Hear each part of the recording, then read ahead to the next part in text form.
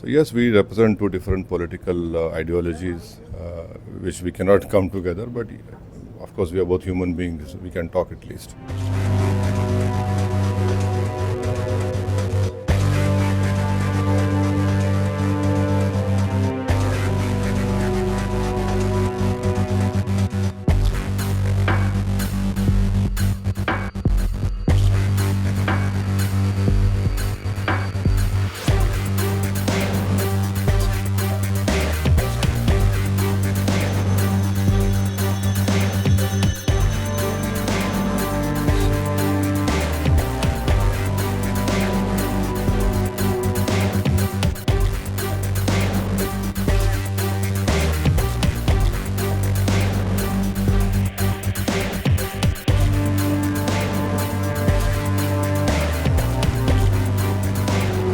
Your equation with Nishikant Dubey, sir. He has often spoken about his friendship with you.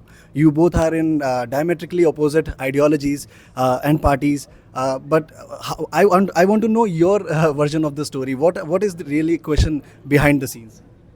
No, he represents an ideology which I cannot accept it also. But end of the day, he's a member of parliament elected by the people of Jharkhand.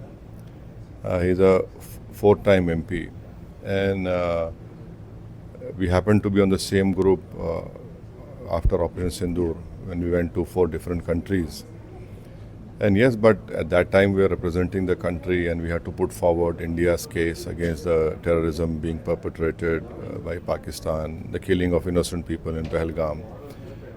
So at that time, yes, we used to interact a lot because we are part of the same group, traveling the same aircraft. So I got to know him much better.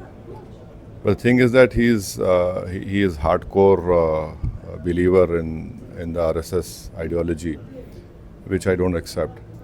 But one thing which a lot of people don't know is that